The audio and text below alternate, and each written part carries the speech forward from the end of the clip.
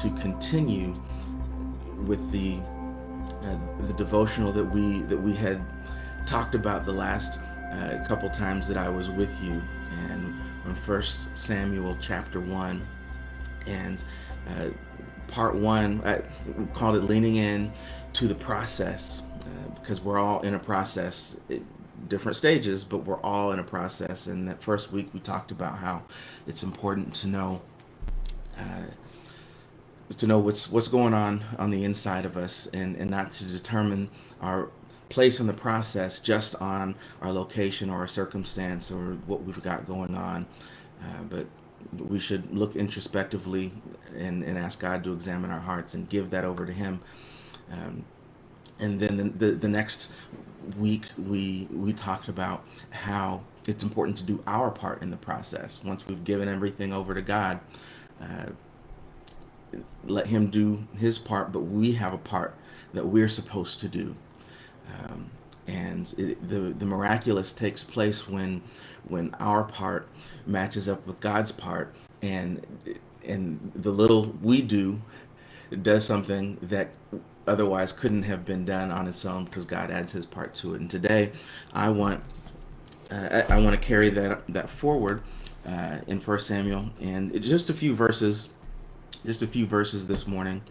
Um, some things that I found in some devotional time reading further through this passage, and and what I found, it blessed me, and so I'm hoping that it will find some space with you as well. This is in First Samuel chapter 1. I'm reading from the ESV, um, and just so you know who the characters are, because it starts right off with names. Uh, Elkanah is one of the main characters. He's the man in the story. Then there's also Hannah, his wife, and she had been unable to have children, but uh, just a few verses, just a verse or two before this one where we're going to start, after she had done her part, uh, she she had a child and she named him Samuel. And so we're picking up at verse 21, and it says, "The man Elkanah and all his house went up to offer to the Lord the yearly sacrifice and to pay his vow." And this yearly sacrifice was in a city called Shiloh. It says that earlier in chapter 1. But Hannah did not go up, for she said to her husband, "As soon as the child is weaned, I will bring him, so that he may appear in the presence of the Lord and dwell there forever." Elkanah, her husband, said to her, "Do what seems best to you. Wait until you have weaned him. Only may the Lord establish his word." So the woman remained and nursed her son until she weaned him. And when she had weaned him, she took him she took him up with her, along with a 3-year-old bull, an ephah of flour, and a skin of wine. And she brought him to the house of the Lord at Shiloh, and the child was young. Let me read verse 25, so it doesn't just stop there. They slaughtered the bull, and they brought the child to Eli. And that it ends up, she leaves Samuel there with Eli. So verses 22, 23, 24, there's some things that just pop out to me that I'm going to carry with me this week, and I want to share with you. Uh, the first one is preparing for permanency. And yes, they're alliterated. It helps me make sense of things. Preparing for permanency. This is the part of the process where where it requires everything we've got to give. Preparing for permanency.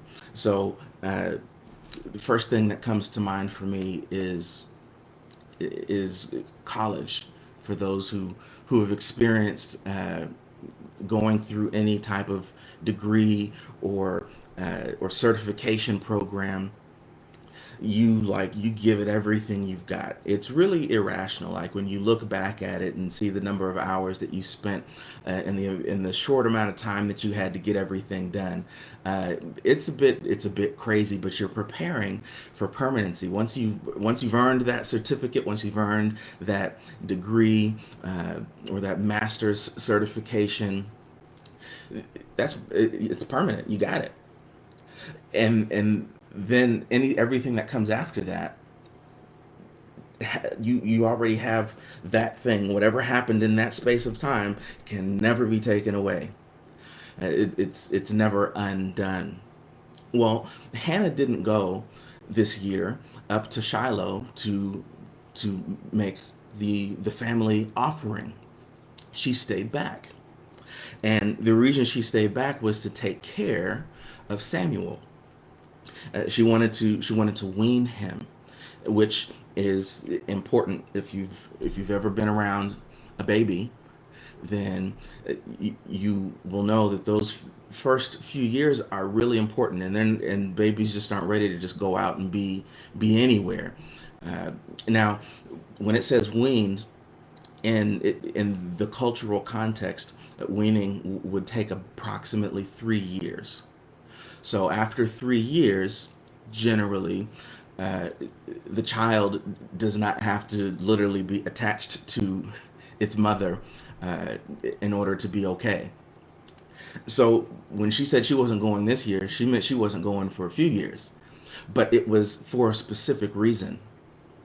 She had done her part, God did his part, and now the miraculous had taken place. And she said, okay, I've got to give this thing, this gift that God gave me, I've got to give my all to it, because it's not just about this moment. It's not just about taking what it is that God gave me and showing it off to everyone right away when I haven't even done anything with it. Now that I've got it, no, I need to hone in, and I need to focus on what God has given me before I present to everybody else. And so she gave everything to that stage of the process.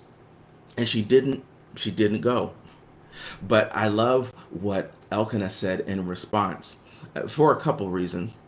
Uh, he said, do whatever seems best to you. In verse 23, do whatever seems best to you.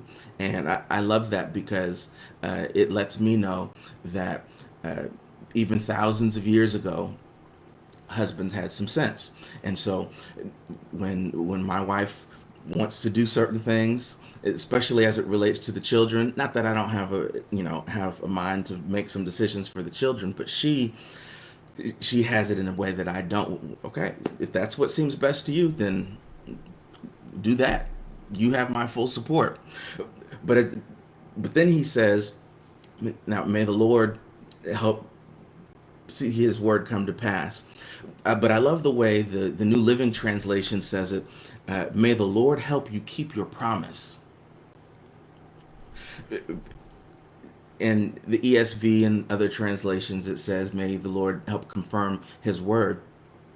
Well, it seems to me at least to suggest like a verbal agreement, contract, or covenant that Hannah made with the Lord, and Elkanah offers a blessing or a prayer. May the Lord help you see that through. Uh, you gave your word to him, and may the Lord help you see that through. I call this a prayer for power.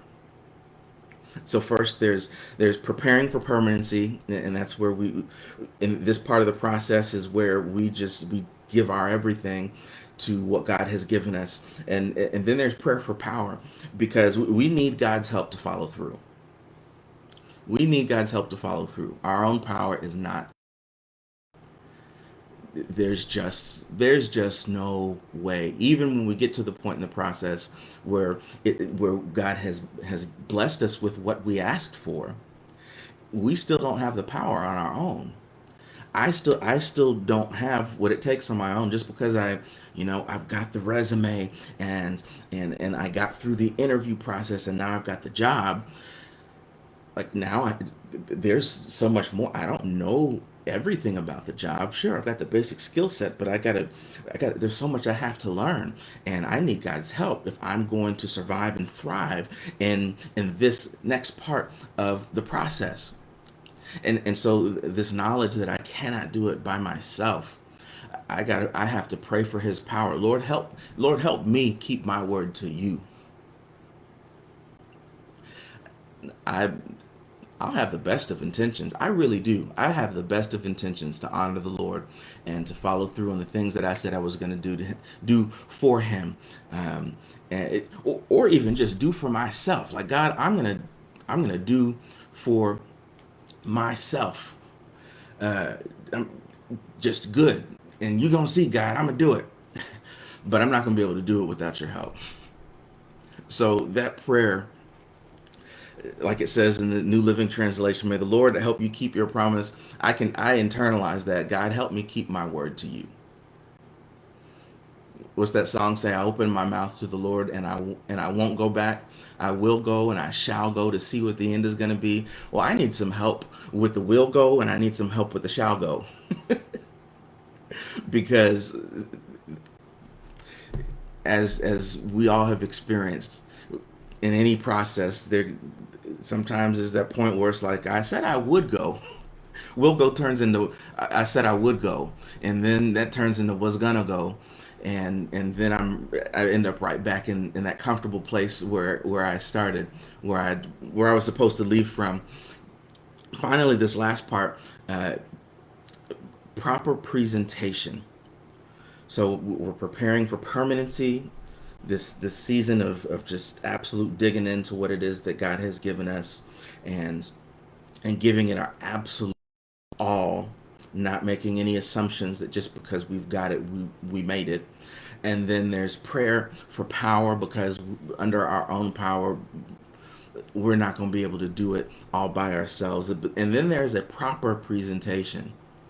There's a way to present what it is that God has given us and what He has maturated in us. There's a way to present it, not just any old way.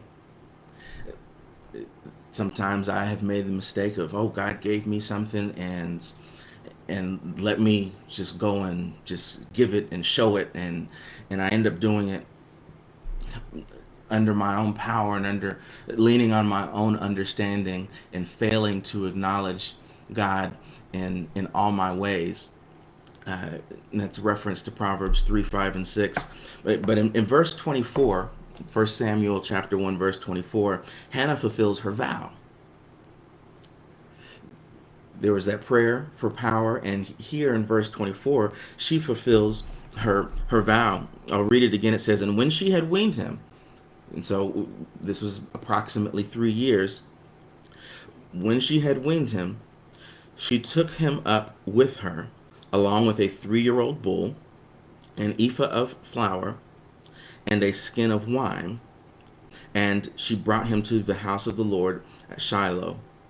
And the child was young, uh, or literally, the youth was a youth. And verse 25, they slaughtered the bull, and they brought the child to Eli. Back in Numbers chapter 15, verses 1 through 12, is where God gives Moses this proper presentation for the fulfillment of a vow.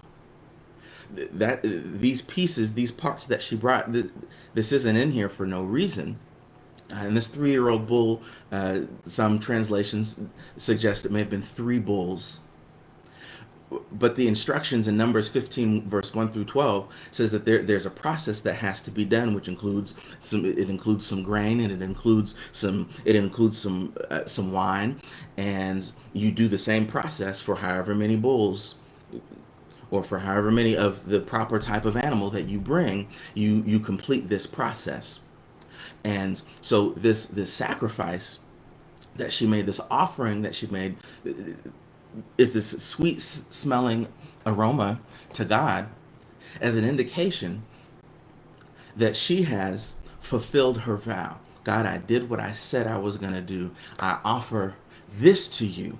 Now you gave me something, and I'm going to give this. I'm giving this back to you, but I offer to you this sweet smelling aroma that signifies that I have fulfilled my vow. I've done what I said I was going to do before you. And what Hannah had said was, God, if you remember me and you give me a child, I'll give him back to you. She just wanted to know that she was remembered, and so now here she is fulfilling this vow. Uh, there was there was the bull, there was the grain, which would be mixed with oil. There was the wine, and and there are steps. There are steps and stages to the process where each in that need to be followed. There's steps and stages to the process that need to be followed. We can't skip certain steps. There is a way to do things. And at this time and in this culture, the way to do things was to give this offering as a sign of a fulfillment of the vow. And, and it seems a bit mundane and monotonous, like, yo, I just spent all this time nurturing this gift that God gave me and pouring my all into it. I just want to show everybody what I got. I just want to be Eli. Check this out. Hey, priest, look, look, look, look, look.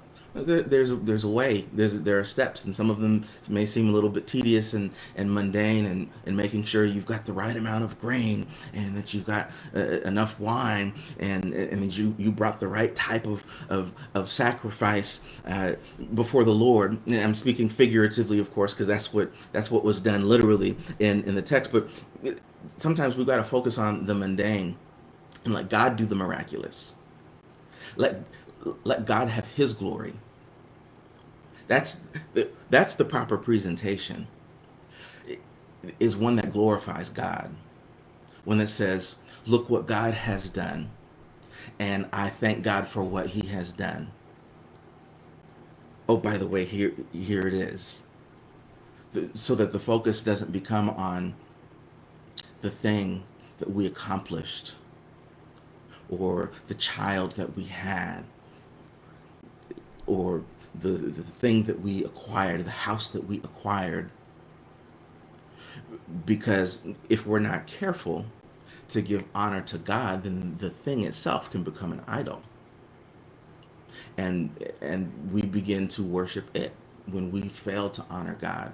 When I fail to honor God and give Him glory, not just by lip service, but when I truly fail in my heart and visibly to give God glory for where He has brought me, what He has done for me, the things that He has given me, where He brought me through, then I may make an idol even of my process.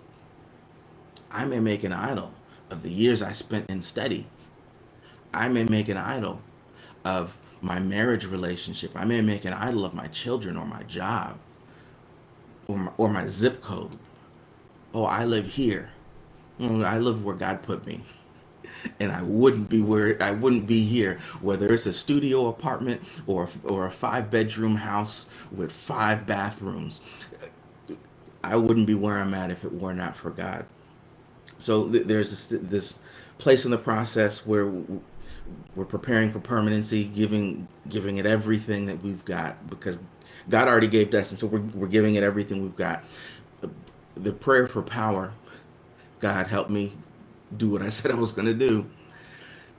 And then there's a proper presentation, which is to glorify God, give Him the glory in everything that He's done. That's my prayer for myself this week, and that's my prayer. That's my prayer for you as well. And let me pray this prayer of power for both of us, for all of us. Father God, we thank you for where you've brought us. We thank you for what you've given us. We thank you that you are keeping us as we move through the stage and the process we are at in the thing that you've got us moving through right now. We're not all in the same place. We're not all at the same stage, but you are the same God. And it is only by your power that we are able to even come before you, but the things that we said we were going to do, the commitments that we've made, the vows we've made, we opened our mouth to you. It's only by your power that we'll be able to see that through. It's only by your power we got to where we're at. Only by your power that will make it. And so, God, I ask right now that you would grant us your power, your sustaining power to follow through, just to do what we said we were going to do. God, we can ask for the miraculous, but this prayer right now is just for you to give us the strength and your power and your might just to do what we said we were going to do. Help us to follow through today and this week. We love you. We bless you in Jesus' name. Amen.